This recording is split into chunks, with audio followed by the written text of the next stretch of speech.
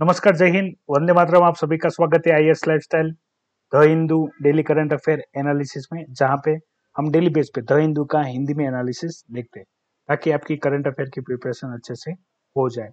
और हम ट्राई करते हैं काफी कम समय में जो exam point of view importance रखते हैं उसी टॉपिक की मैं डिस्कशन आपके साथ करता हूँ।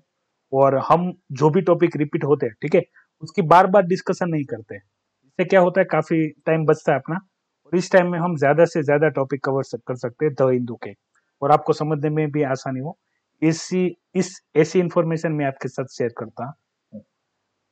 और आज है संडे। संडे को साइंस इन टेक के इम्पोर्टेंस टॉपिक की हम डिस्कशन करते हैं, जो एग्जाम के साइंस इन टेक के पोर्शन के लिए सबसे ज्यादा महत्वपूर्ण होते हैं।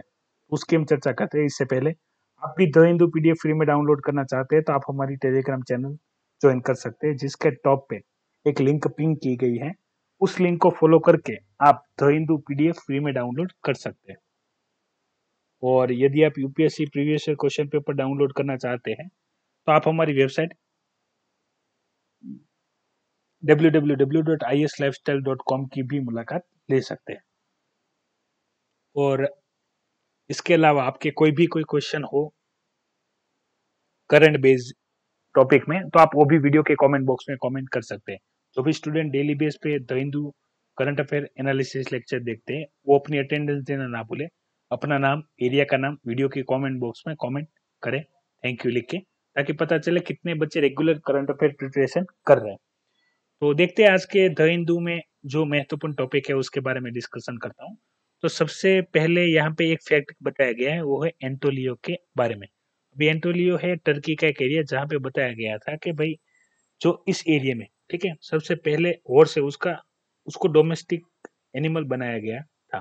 ठीक है, तो इस फैक्ट को यहाँ पे नकारा गया है कि भाई इससे पहले भी जो हॉर्स थे, ठीक है, वो डोमेस्टिकेशन अलग अलग जगह पे हो गया था। दूसरी चीज, दूसरी रिसर्च है कोविड 19 के बारे में कि भाई जो भी हम ट्रीटमेंट कर रहे हैं, ठीक है, प्रोटेक्शन में कोविड 19 में, वो ज्यादा टाइम के लिए इफेक्टिव नहीं है, शॉर्ट टाइम के लिए है, उसकी सेफ और इफेक्टिव के लिए। तो इसकी इंफॉर्मेशन मैंने आपसे पहले ही डिस्कस की थी कि अभी जितनी भी ट्रीटमेंट है, ठीक है, आप प्लाज्मा थेरेपी ले लो या वैक्सीन ले लो, तो उस वो डिपेंड है एंटीबॉडी पे, और एंटीबॉडी की लाइफ स्टाइल रहती है 2 से 3 महीना, यानी 60 से 90 दिन। ठीक है, अगर इस बीच में यदि इन्फेक्शन होता है तो ही हमको वो वैक्सीन है या प्लाज्मा थेरेपी है या बॉडी के अंदर जो एंटीबॉडी है, ठीक है, वो हमें हेल्पफुल करती है।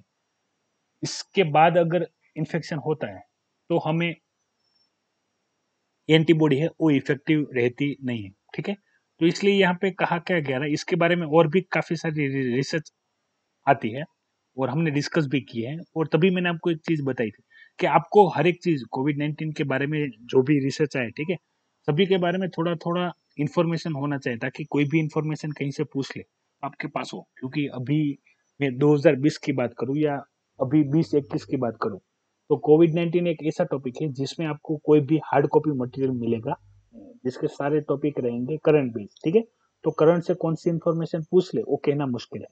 और ये रिसर्च उंगली उठाती है वैक्सीन पे और जो प्लाज्मा थेरेपी है दोनों पे, कि भाई मान लो कि आप किसी भी पेशेंट को यदि वैक्सीन दे देते हैं, ठीक है, तो वो उसके लिए 2 से 3 महीना काम करेगी, 60 से 90 दिन काम करेगी। उसके बाद अगर इन्फेक्शन होता है तो वैसे फेस इन्फेक्शन ही होगा।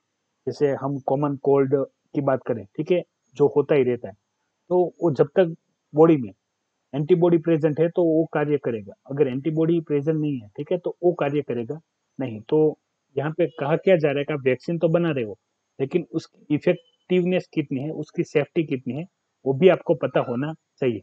ठीक है, तो इसी चीज पे हाईलाइट किया जा रहा है। दूसरा चीज, जैसे मैंने आपसे पहले भी डिस्कस किया था कि ये जो कोविड 19 वायरस है वो आरएनए बेस्ड वायरस है। तो इसमें क्या कहा जा रहा है कि भाई जो इसके न्यूक्लियोटाइड प्रोटीन होते हैं, ठीक है, जो कि हमारे बॉडी के ACE2 से बाइंड करते हैं। जैसे कोविड 19 के रहेंगे स्पाइक प्रोटीन, जो कोविड 19 के ऊपर आप देख रहे होंगे ना, वो मैंने जैसे बताया था आपको कि उसके ऊपर एक स्ट्रक्चर रहेगा, ठीक है, जो बाइंड होता है अपने बॉडी के सेल के ACE2 रिसेप्टर से, फिर वो अपने बॉडी के अंदर दाखिल होते हैं, फिर अब उनके मल्टीप्लीकेशन शुरू हो जाती है बॉडी में, इन्फेक्शन बढ़ना शुरू हो जाता है बॉडी में। तो यहाँ पे यही बताया गया है कि भाई जो भी आप वैक्सीन बनाओ या प्लाज्मा थेरेपी दो, लेकिन उससे कितने टाइम तक आपको राहत मिलेगा, ठीक है, वो आपको देखना चाहिए। जैसे 2 से 3 महीना मिलेगा, तो क्या गारंटी 2 से 3 महीने के बाद कोविड 19 का इन्फेक्शन नहीं होगा, और होगा तो कितने टाइम के बाद जो भी कोई व्यक्ति है उसको बार बार क्या वैक्सीनेशन करवाना होगा, ठीक है।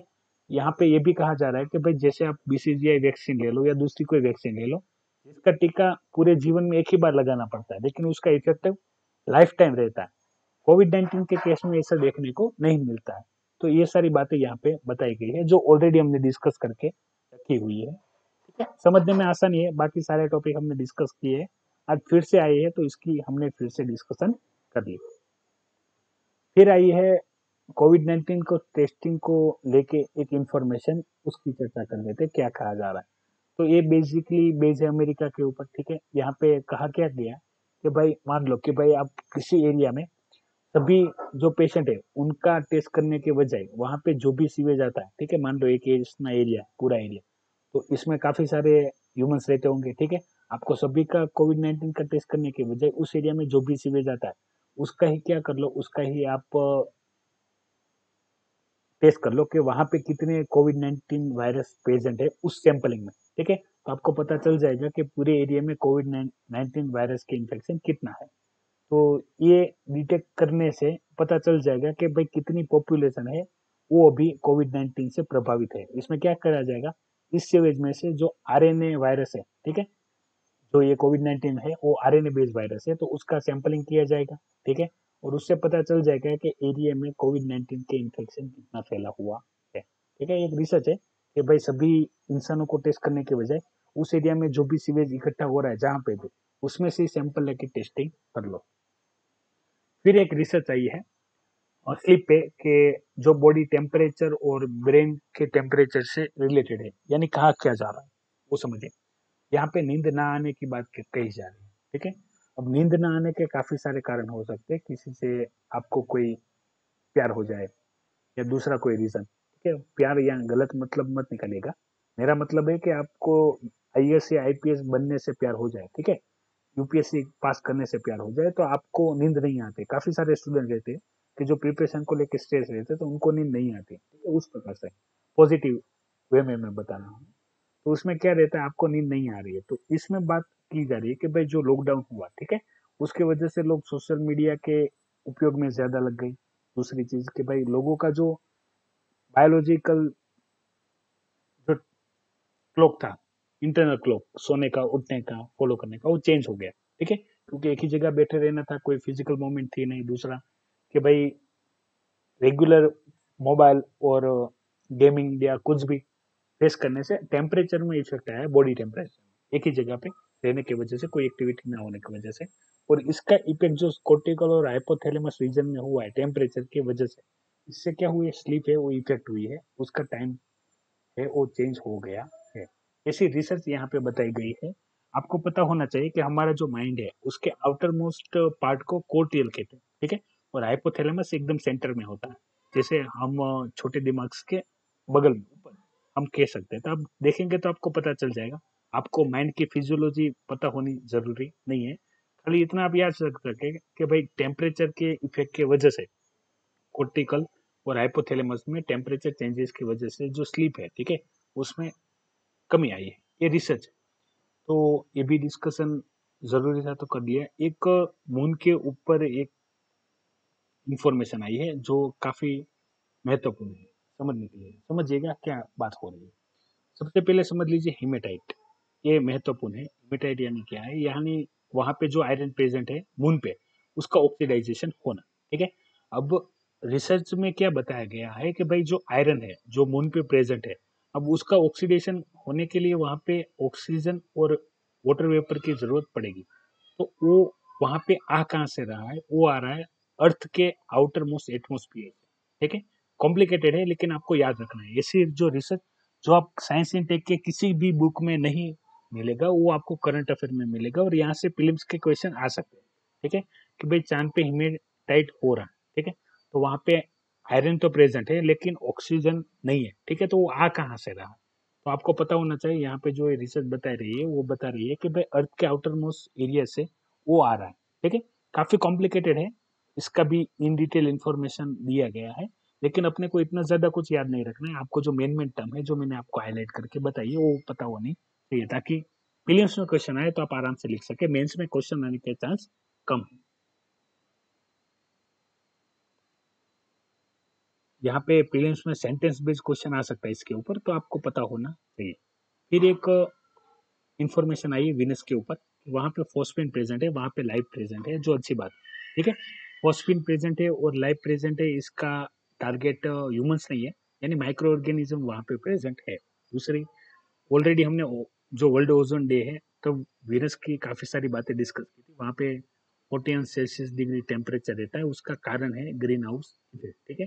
जिन बच्चों को ग्रीन हाउस इफेक्ट नहीं पता है वो देख लीजिएगा, इंपॉर्टेंस है। क्लाइमेट चेंज पे भी उसका काफी सारा रोल है, तो पूछा जा सकता है। दूसरी चीज कि जो वीनस है उसको अर्थ की सिस्टर भी कहा जाता है, क्यों कहा जाता है वो मैंने आपको बताया है, आपको वीडियो की कमेंट बॉक्स में मुझे बताना है। दूसरा कि वहां पे फॉस्फिन प्रेजेंट होने का कारण है नेचुरल केमिकल प्रोसेस, ठीक है। सनलाइट, वोल्केनो इरप्शन, लाइटिंग, कुछ भी, ठीक है। लेकिन बताया ये जा रहा है ये वहां पे लाइफ डेवलपमेंट करने के लिए बायोमर की तरह काम करेगा, जैसे अभी माइक्रो ऑर्गेनिज्म है, ठीक है। फिर इन फ्यूचर में क्या होगा, वहां पे ह्यूमंस भी प्रेजेंट हो सकते हैं, लाइफ वहां पे हो सकती है। तो बस यही इंपॉर्टेंस पॉइंट्स थे जो आपसे डिस्कस करने थे, ठीक है। वीडियो की इन्फॉर्मेशन पसंद आई हो तो लाइक कीजिएगा, दूसरे बच्चों के साथ शेयर कीजिएगा, और यदि आप नए हैं तो चैनल को अवश्य सब्सक्राइब कीजिएगा। जय हिंद, वंदे मातरम।